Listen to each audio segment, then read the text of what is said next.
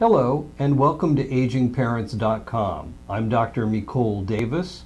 I'm clinical psychologist with specialty in family conflict. And I'm Carolyn Rosenblatt, registered nurse and attorney at agingparents.com.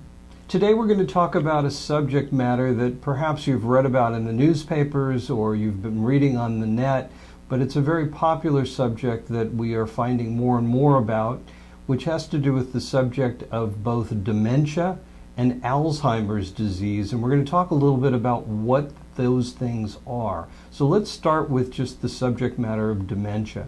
Carolyn, maybe you can tell everyone a little bit more about what are the presenting kinds of issues that we see when our parents are starting to have some problems that may in fact be related to dementia. All right. Dementia, generally speaking, is a disease or category of symptoms that describe something that is happening in the brain, and it usually shows itself first as having memory loss. A person begins to be forgetting important things. Now, the short-term memory and long-term memory, Right. When you're saying forgetting, let's talk about defining what those differences are. When all of us have forgotten where we placed our keys, or you can't quite remember someone's name, that's not dementia. That might just be some normal inability to remember something not important. The kind of memory loss that we're talking about with dementia usually shows up as forgetting where you're going, forgetting something important like where you live or how to get there, forgetting that you've just told someone a complete story of what happened this afternoon and starting all over and telling it to you again, even though 10 minutes ago you related the same thing. And forgetting, for example, one of the most obvious we've seen, which is quite painful, is a husband and wife that have been married for 60 years and they forget who their husband or wife is or what their name is. Right. Those kinds of forgetting usually happen a little bit later on in the process. But it is really just about always having to do with memory that you begin to get the idea that there's something wrong. One of the problems about dementia and adult children is that there's a lack of understanding that it can happen to anyone, and that the incidence of it is so high when people reach the age of 85 or over. The incidence of Alzheimer's disease, which is one kind of dementia, is 1 out of 2 people, approximately, who are 85 and up. And that's a pretty scary statistic. Very high prevalence. And with people living so much longer these days, that means a lot of our parents or grandparents or other aging loved ones are going to be suffering with the signs and symptoms of this illness. It is a condition that lasts a long time.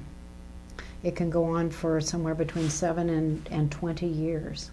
So the slow downward decline of someone who has symptoms of dementia is a family problem, it's a care problem, it's a planning problem, and it puts a lot of stress and burden on all the family members who are involved.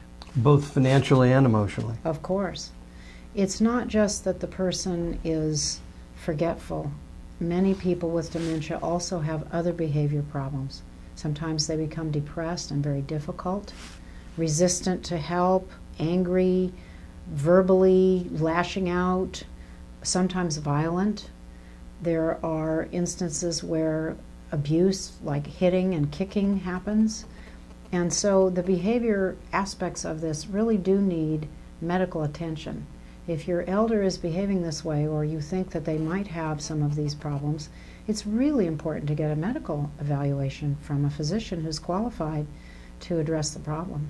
And what we're finding within the brain is that the normal mechanisms of which that we stop ourselves from acting impulsively in certain ways, that disinhibition, that inability to stop ourselves from doing things that impulsively we might normally do, seems to have a rapid change. You know, we see that when people are under the influence of alcohol, where they'll act more impulsively in lots of ways. And it's very similar in terms of when people have forms of dementia or Alzheimer's, they'll do the same thing where they will be more aggressive when they're generally not aggressive. They'll become more verbally assaultive when they're not necessarily that way. And so they seem to lack the mechanism of being able to use self-regulation.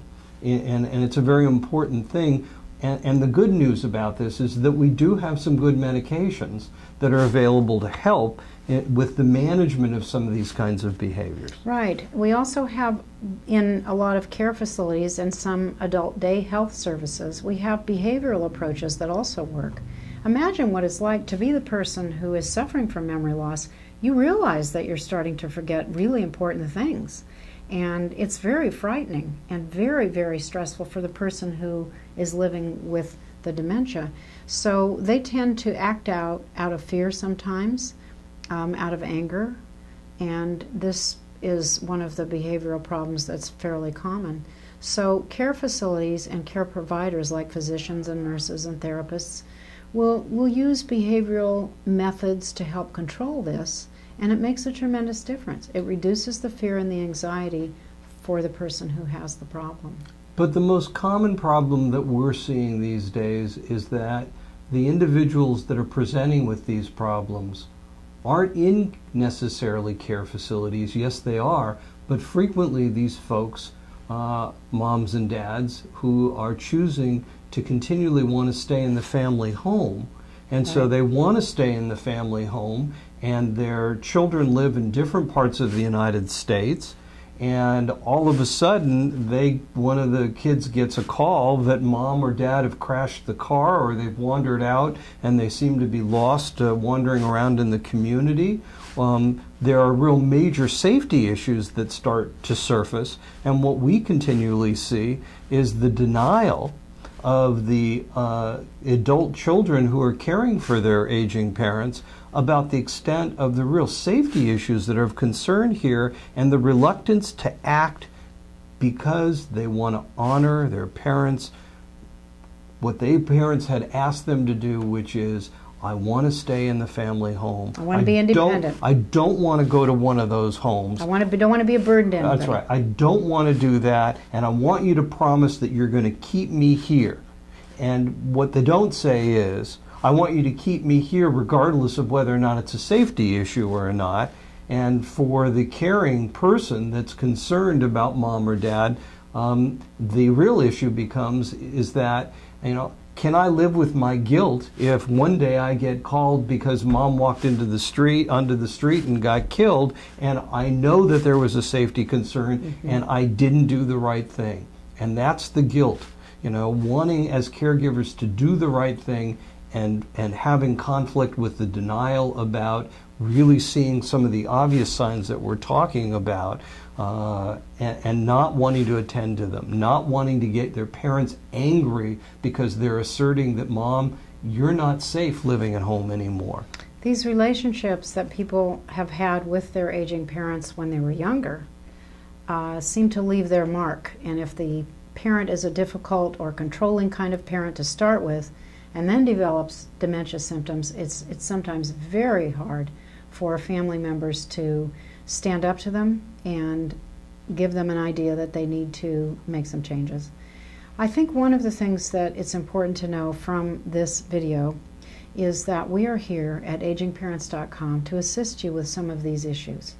When you are struggling with how to deal with your aging loved one, don't quite know what to say, maybe don't know how to have a family meeting to talk about it, maybe your parent has been very adamant that they don't want you to do anything for them, but you know that they're in some danger because of this dementia that's developing. This is a place where you can come and get some specific advice about your situation. I'm Dr. Mikol Davis, and thank you for coming to agingparents.com. I'm Carolyn Rosenblatt. Thank you.